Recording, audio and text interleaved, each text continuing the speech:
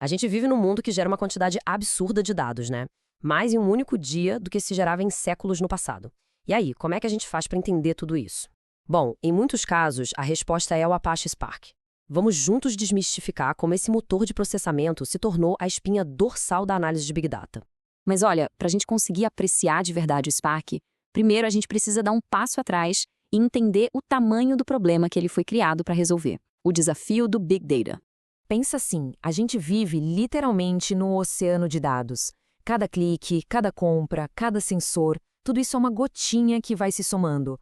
A grande questão hoje não é mais coletar os dados, e sim como é que a gente consegue navegar por tudo isso para encontrar alguma coisa que faça sentido, algum insight valioso. Esse é o coração do desafio do Big Data.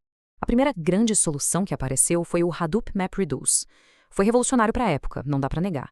Mas imagina ter que escrever cada passo de um cálculo num caderno antes de poder ir para o próximo.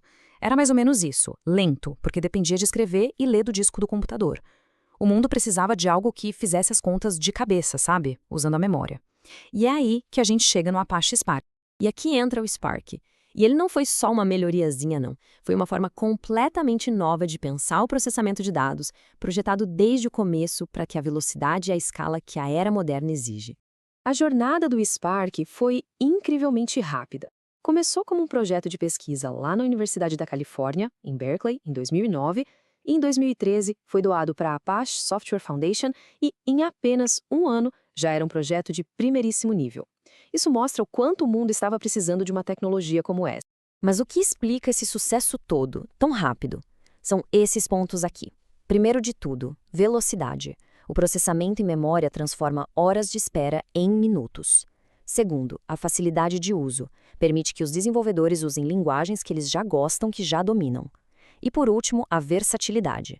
É um verdadeiro canivete suíço para dados, com ferramentas para tudo, desde SQL até Machine Learning. E a cereja do bolo, tudo de código aberto. Certo, a gente já entendeu o porquê do Spark ser tão importante. Agora, vamos tentar entender um pouco da mágica por trás do desempenho dele. Como é que essa coisa toda funciona afinal? A arquitetura do Spark funciona como um time bem coordenado. Pensa no Driver Program como se fosse o cérebro da operação, o técnico que cria o plano de ação. Ele se comunica com o Cluster Manager, que é tipo o gerente, que distribui as tarefas para os Worker Nodes, que são as máquinas que botam a mão na massa e fazem o trabalho pesado de fato. O coração do Spark é o RDD, ou, em bom português, Conjunto de Dados Distribuído Resiliente. Imagina que você tem uma receita de bolo gigante. O RDD é como ter uma cópia dessa receita, dividida em vários passos, distribuída para vários cozinheiros. Se um dos cozinheiros derruba a parte dele no chão, não tem problema. A receita original ainda existe para a gente recomeçar aquela parte específica. Isso garante que o bolo nunca se perca. Essa tolerância a falhas é o que o torna tão robusto. A segunda peça do quebra-cabeça é o DAG, ou gráfico acíclico dirigido.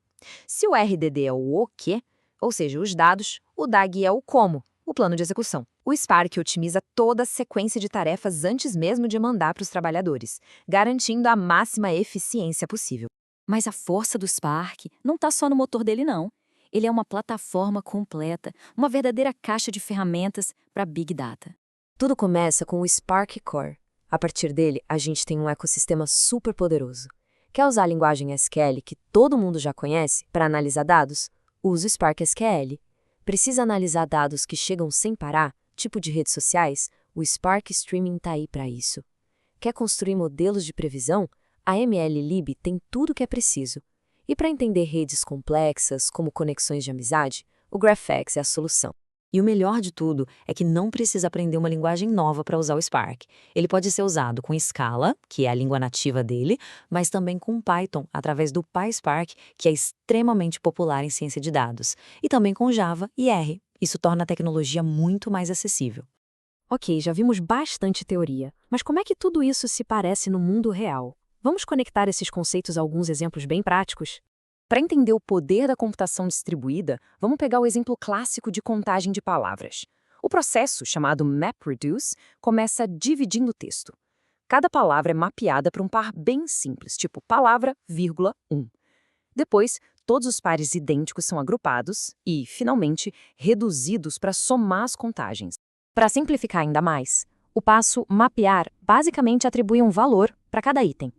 O embaralhar agrupa os itens que são iguais. E o reduzir faz a operação final, como uma soma, para chegar no resultado. É a essência da computação distribuída. Dividir para conquistar. E onde a gente vê o Spark em ação? Em todo lugar. Desde empresas organizando terabytes de dados brutos com processos de ETL, até bancos detectando fraudes em milissegundos. É a tecnologia por trás dos sistemas de recomendação que te sugerem o próximo filme e das análises interativas que permitem a um cientista de dados explorar um mar de informações e obter respostas em segundos, não em horas. O Spark mudou completamente a nossa capacidade de processar informação, resolvendo o grande gargalo da velocidade. A tecnologia nos deu o poder de fazer perguntas a conjuntos de dados que antes eram impossíveis de analisar. A verdadeira questão agora é: quais serão as próximas perguntas que faremos?